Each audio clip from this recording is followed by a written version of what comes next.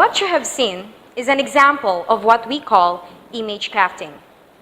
Probably some of us already know what image crafting is, but for those who don't, let me define it for you. Image crafting from Urban Dictionary 2013 defines it as glorifying your life by creating it to be something it is not through staged pictures, posts, statuses, faking your life, and not being authentic about your feelings and situation on social media. For instance, Medizade in Wong 2012 states that Facebook users would select photos which they thought were attractive to upload and write descriptions that enhanced and promoted themselves on Facebook to receive positive feedback from the public. Just like what I did a while ago. There is a presence of preponderance upon the selection of the photo before it is uploaded, with anticipation of reactions from online viewers. According to Marwick and Boyd 2011, posit a similar idea that individuals account to their audience and shape their post with consideration of who will view them on their social networking accounts. In addition, Bluth and Blanton 2015 assert the concept of imaginary audience as an evolutionary phase in which children and adolescents operate under the assumption that there is an engrossed audience observing them. There is also came this earlier related study of Diox 1997, interestingly states that how others see you is who you are, which perhaps could be the motivation as to why college students and social media users at large feel the need to do image crafting, to ensure that they are seen in a good light, because how they are perceived is who they are. There seems to be a focus on an external source of identity which can easily become a locus of control. Analyzing and transcending this control can help individuals rethink the future, and more than that, shape that future. So, what are we really want to emphasize and give focus here is this. What is the experience of image crafting on social media like for college students? Like you? Like me? We've answered this question by selecting 3 college students who use different names on Facebook as a starting point of inquiry. The pseudonyms provoke questions as to their experiences as they navigate Facebook and publish posts under a different name. How authentic is the portrayal of the self while online, since a pseudonym somewhat absolves the user of accountability? A pseudonym lightens the trail back to the social media user because the real name to which all accountabilities are attached is not presented. How much image crafting is experienced with every post published on social media? These are just some of the issues posed as to the experience of college students with image crafting as a trend. A trend that is destructive to the authenticity of the future. We interviewed these 3 college students that we personally know in a non-directive approach, meaning the crafting of the questions avoided becoming leading as much as possible. A semi-structured interview protocol was used to hear the 3 participants talk about their lived experiences with image crafting on social media in an open-ended manner. Specifically, descriptive questions which prompt the interviewee to provide a general account of what happened or what is the case, as defined by Spradley 1979, cited in Willig 2013, were found useful in the conduct of the data gathering. But before doing so, we had to consider some ethical issues. We informed the 3 participants that we are doing a research on social media and the experiences of college students while using said social media. The Facebook alternative names is used throughout our research to protect the real identities of the college students who have shared their experiences of image crafting and its forms online. After we gathered the data that we need, we use thematic analysis as a tool or method to capture the themes from the 3 participants.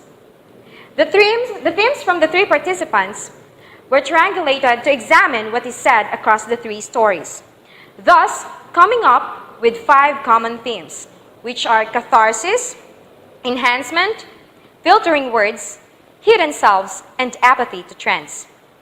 Let me elaborate them one by one. First is catharsis. When I say catharsis, according to Cambridge Academic Content Dictionary 2017, it is the experience of expressing strong emotions that previously were blocked. It is something that 3 participants do in their social networking sites, most especially when on the verge of strong feelings or emotions that cannot be expressed in person. They would always find social networking sites as their outlet to which they could say anything they wanted to say to lessen the burden of strong feelings that are constrained within them. This theme is apparent in all 3 participants' answers when they were asked about the authenticity of their posts in their social networking sites. Tiffany shares, "Whenever I feel bad or sad, I would always post it on my Facebook wall as my way to express what I feel." The second theme is enhancement. According to English Oxford Dictionary 2017, enhancement is an increase or improvement in quality, value, or extent. Enhancement in social networking sites is done by putting special effects or applying filters that could change the quality of the original photo that one posts online. In the interviews conducted, this theme appeared in all the answers of our participants when they were asked about how they feel about filtered photos and unfiltered ones. All 3 participants are applying enhancements in their photos before posting them online, and they all have just one common reason why they intend to do so. Paring Julian 2017 discloses, "I apply filters on my photos for enhancement because I believe that we have the right to be beautiful." Next, we have filtering words. All participants are filtering their words before posting their status in different social networking sites. Filtering words means one tends to remove some words that are unwanted and not suited for what one wants to express to have a positive feedback from friends on social networking sites. According to them, they are filtering words because they don't want other people to criticize them on what they are posting. They are aware that the words that they may use are unethical and not appropriate for them, for it will reflect to their personality. That is why they are filtering words before posting them. Sometimes they revise and delete their posts, especially when there are negative comments or feedback. Paring Julian 2017 reveals, "Once there's a negative comment, I don't want to make issues bigger. I probably delete the post." Next, hidden selves. Hidden selves are created when one tries to hide one's identity from other people. In some points, they only want an assurance that keeping their identity is for their own safety. However, other people try to show off themselves to have social support and to feel connected with their peers. On the other hand, others change their names to be unrecognized, and when it comes to their profile pictures, they use other pictures such as cartoon characters, celebrities, etc., so that others cannot identify or recognize them. When it comes to hiding themselves, it is either personal or through online. With this, we have discovered that one of our respondents did it personally. Mikashiba 2017 says that there are people whom I know that for me, my hobby, cosplaying, they will never understand. So, it could be a threat to my other account. Lastly, they have this common theme, apathy to trends. Apathy is the absence of interest or enthusiasm for things generally considered interesting or moving, and trend refers to a change or development towards something new or different. That's from Collins Dictionary 2017. Nowadays, Most people like to go with what is trending and what will enable them to be followed by others. People are related to one another through social networking sites. But some do not care about trends such as issues, fashions, popular expressions, etc. And all our participants were apathetic to trends. Paring Julian 2017 shares, "I don't care about trending things that were posted on any social networking sites." In that case, they're not fond of posting status of what is trendy right now. All three participants expressed this lack of care for trends and just disregard them. Okay, so we have there now the 5 themes: catharsis, enhancement, filtering words, hidden selves, and apathy to trends. Awareness towards things that we do and say is the best way to know who we really are. It is a matter of understanding not just the people around us, but also understanding ourselves. Relating to the experiences of others and finding out the reasons why they choose what they choose are the things that could not only lead us to better understand others, but also to better understand ourselves. In this study about image crafting, understanding our participants through the process of questioning helps us get a deeper sense of their experiences and their personal reasons why they tend to craft their image in their social networking sites. The level of awareness among them with regards to image crafting in social media differs from one participant to another. However, details from their statements imply that there are certain points in which commonality is clear. Image crafting is not actually just crafting self-presentation online. It is also crafting the personality that netizens project.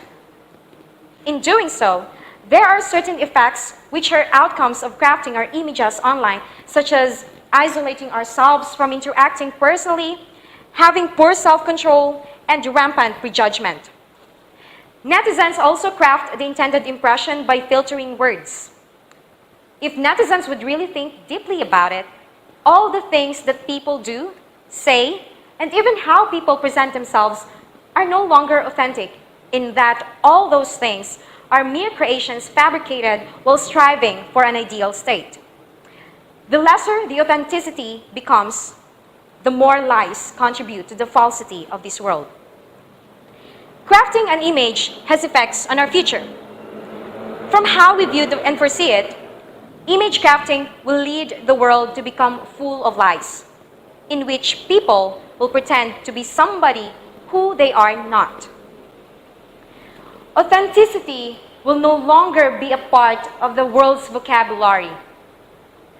Trust will gradually vanish and lies will take over everything. The real world will probably become an ideal, yet pretentious kind of world. These days, and for the days to come, if we would really evaluate critically, if image crafting continues, we could foresee the world to become a world full of lies. One will no longer trust another. Hence, rethinking the future should also be a conversation included in the use of social media. Netizens must rethink the future of publishing a projected self on social media before they are swallowed by a system that thrives on the presupposition that what is real and what is true is never good enough. The fight for authenticity begins as we rethink the future today. Identity is important. It is like one's fingerprint that is very unique from that of the others. It is the best proof that indeed every individual is unique. So let's not try to be like someone else. Let's be true. Let you be you.